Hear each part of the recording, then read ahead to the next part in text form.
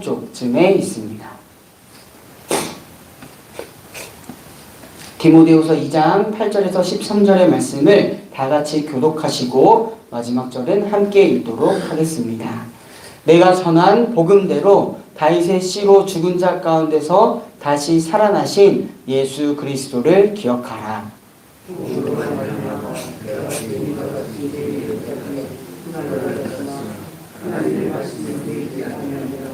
그러므로 내가 택함 받은 자들을 위하여 모든 것을 참음은 그들도 그리스도 예수 안에 있는 구원을 영원한 영광과 함께 받게 하려 함이라.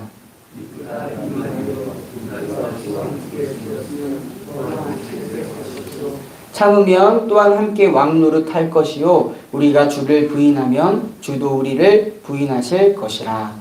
우리는 미쁨이 없을지라도 주는 항상 미쁘시니 자기를 부인하실 수 없으시리라. 아멘. 오늘도 하나님께서 허락해 주신 새로운 하루를 이렇게 예배로 시작하는 우리 성도님들에게 주님의 은혜와 사랑이 함께하기를 간절히 바랍니다. 디모데후서는 바울이 디모데에게 쓴 목회 서신입니다. 자신의 동역자이자 이제는 교회의 책임 있는 직책을 담당하는 디모데에게 쓴 편지이지요. 디모데후서에서는 바울이 디모데를 어떻게 생각하는지 그를 부르는 호칭을 통해서 잘 알 수 있는데요. 바로 믿음 안에서 참 아들이 된 디모데라고 부릅니다. 디모데는 어렸을 때부터 외할머니와 어머니로부터 신앙의 유산을 잘 간직한 사람이었고요. 또한 바울을 통해서 참된 믿음의 생활을 시작한 디모데였습니다. 바울은 이런 디모데를 신뢰하여서 전도 여행에 함께 할 뿐만이 아니라 감옥에 가게 된 상황, 또한 직접 복음을 전하기 어렵고 교회를 치리하기 어려운 상황이면 디모데를 파송하기도 했습니다. 그만큼 바울은 디모데를 믿고 신뢰했다라는 것을 알 수 있습니다. 다른 서신에서도 바울이 어떠한 심정으로 디모데를 파송했는지를 알 수 있는데요. 고린도후서 4장 17절의 말씀을 제가 세번역 성경으로 읽어드리겠습니다.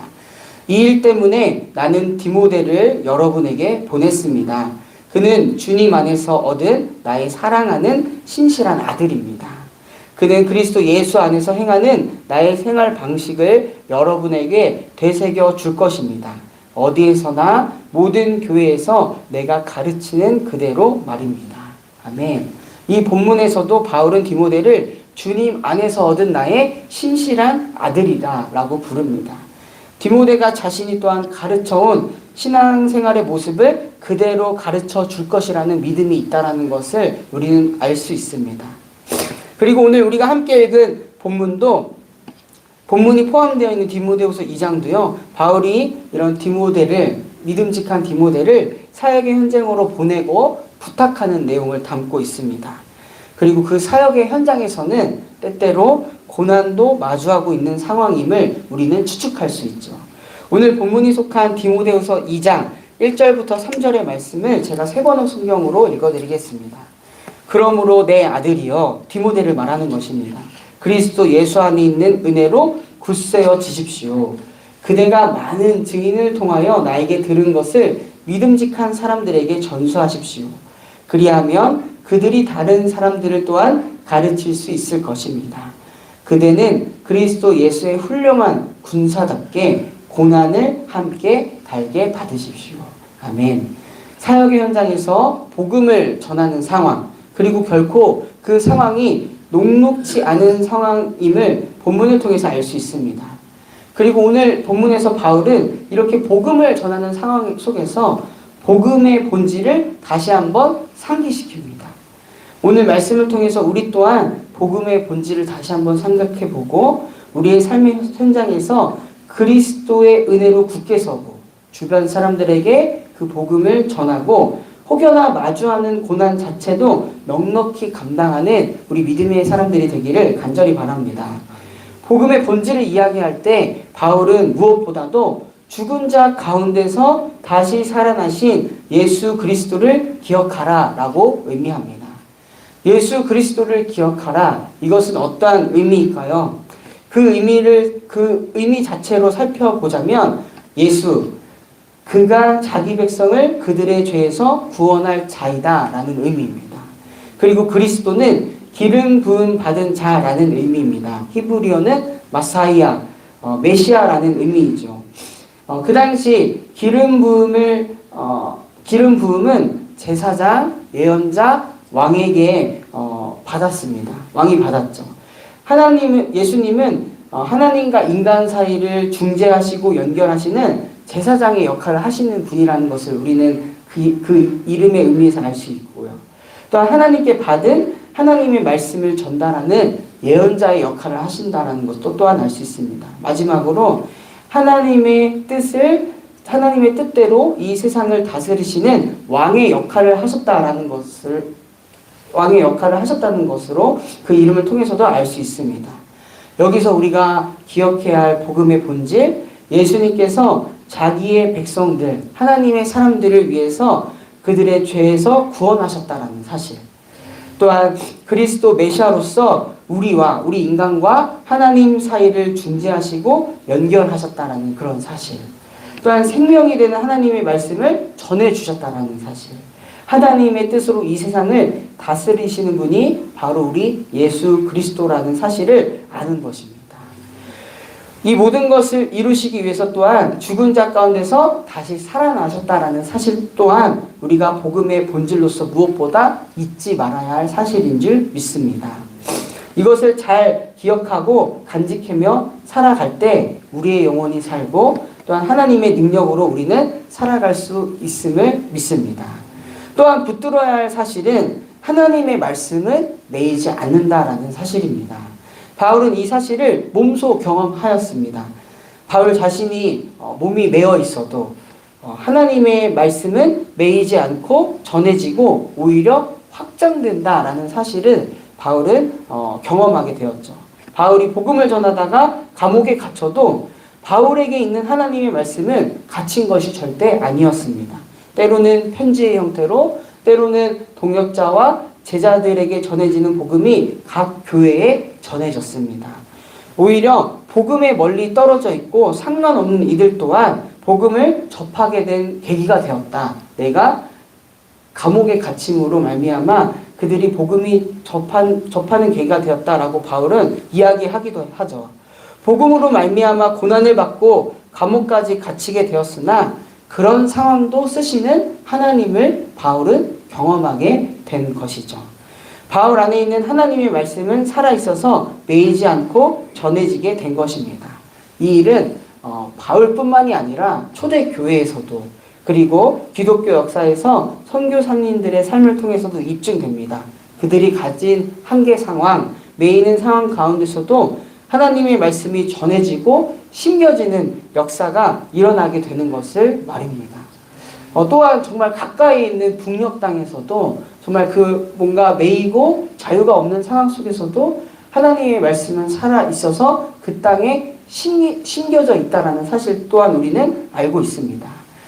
사랑하는 성도님들, 우리들도 마찬가지입니다. 우리 안에 살아계신 하나님의 말씀이 있다면 비록 우리는 매이는 상황 또한 그런 어려운 상황을 마주할지라도 그러한 상황 속에서도 매이지 않는 하나님의 말씀을 경험할 수 있을 것이다. 저는 오늘 이 말씀을 통해서 고백하게 됩니다.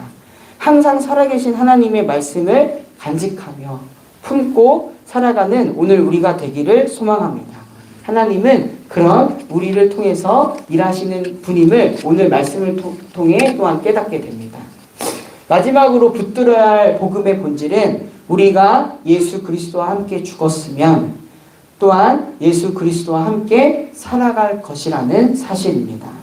그리스도인들은 이러한 복음의 본질 가운데 살아가기에 어떠한 시련과 고난이 와도 참을 수 있음을 바울은 전하고 있습니다.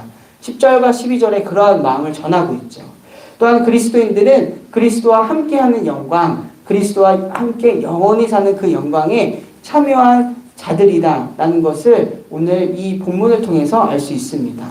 우리가 그리스도와 함께 죽고 그리스도와 함께 다시 살아가는 그런 존재라는 것을 로마서 6장은 더욱 구체적으로 전해지고 있는데요.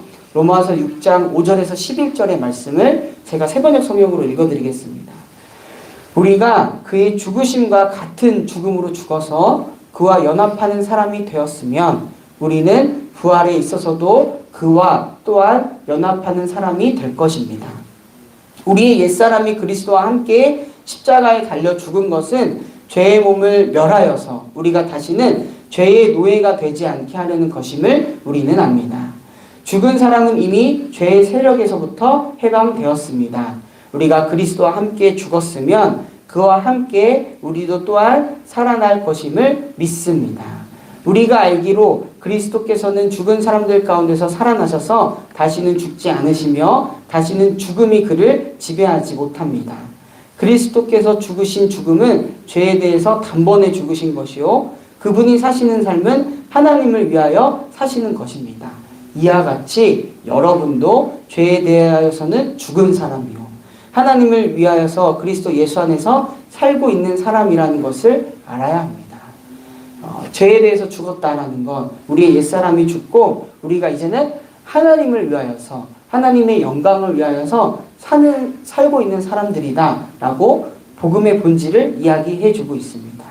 그리고 오늘 본문에서는 이러한 복음의 본질을 위하여서 미쁘신 하나님을 이야기합니다. 미쁘신 주님을 이야기합니다.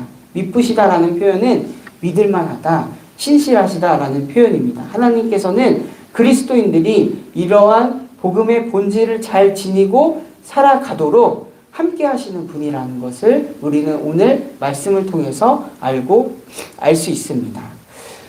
그리스도인으로서 본질을 가지고 살지 못하는 것 같이 안타까운 일은 없습니다. 바울이 디모데가 사역의 현장에 이 복음의 본질을 가지고 살아가야 함을 강조하는 것처럼 우리 믿는 사람들 또한 오늘 삶의 현장에서 이 본질을 잘 지니고 살아가야 할 것입니다.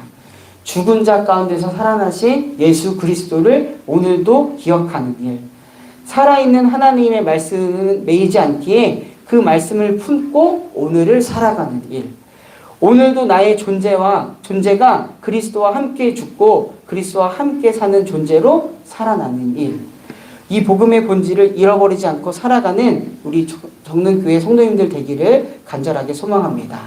그럴 때 예수님과 같이 세상의 빛이요 세상의 소금으로서 이 땅을 밝히고 맛을 내는 그런 멋진 아름다운 존재로 살아갈 수 있을 것입니다. 오늘도 이러한 하나님의 부르심 앞에 본질을 잃어버리지 않고 응답하며 살아가는 우리가 되기를 간절하게 소망합니다. 제가 기도하고 말씀 마치도록 하겠습니다. 오늘도 우리에게 새로운 하루를 허락해 주신 주님 감사드립니다. 무엇보다 우리가 하나님께서 주신 기쁜 소식, 복음의 본질을 잃어버리지 않고 살아가게 하소서. 오늘도 예수님을 기억하며 예수님과 함께 죽고 사는 존재로 하나님의 말씀을 전하는 믿음의 사람으로 살아가게 하소서. 이렇게 살아가기를 원하시는 미쁘신 하나님을 더욱 의지하는 우리 정릉교회 온 교우들이 되게 하여 주시옵소서. 주님의 긍휼하심을 의지하며 나라와 민족 세계를 위하여 중보합니다. 여전히 전쟁으로 인하여 무고한 생명이 희생을 당하고 있는 안타까운 현실에 있습니다. 하나님, 이 상황을 긍휼히 여겨주시고 하루속히 이 땅에 전쟁이 그치고 하나님의 샬롬이 있기를 간절히 바랍니다. 무엇보다 우리의 마음 가운데에 하나님의 샬롬을 간절히 바라는 마음 허락하여 주시고 이를 위하여서 계속해서 중보하는 우리 모두가 되게 하여 주시옵소서. 또한 계속해서 심해지는 기후위기와 자연재해, 또한 반목이 커지는 이 나라의 정치 상황에서도 함께하여 주시사 주님의 평안과 질서가 회복되기를 간절히 바랍니다. 몸과 마음, 영혼이 아픈 환우들이 있습니다. 병으로 인하여 지치는 마음을 주님께서 어루만져 주시옵소서. 아픈 마음, 상한 마음 주님께서 회복시켜 주셔서 하나님으로 인하여서 다시 한번 새 힘과 새 은혜를 경험하는 우리 환우들이 되게 하여 주시옵소서. 고3 우리 수험생, 입시생을 위하여 계속해서 중보합니다. 시험을 마치고 입시를 준비하는 이 상황, 무엇보다 저들의 미래가 하나님께 있음을 믿음으로 고백하게 하시고 이 기간을 통하여서 더욱더 믿음의 사람으로 빚어지는 시간이 되도록 축복하여 주시옵소서. 하나님, 한 주를 시작합니다. 이 한 주 더욱 주님을 의지하며 주님과의 관계가 깊어지는 하루, 우리의 복음의 본질을 잊지 않고 살아가는 한 주가 되도록 함께하여 주시옵소서. 이 시간 각자의 기도의 제목을 가지고 하나님께 나아갑니다. 기도를 통하여 하나님의 뜻을 알게 하시고 그 뜻에 따라 살아가는 한날 되도록 우리와 함께하여 주시옵소서. 이 모든 말씀 지금도 살아계셔서 우리와 함께 하시는 우리 구주 예수 그리스도의 이름으로 간절히 기도드립니다. 아멘.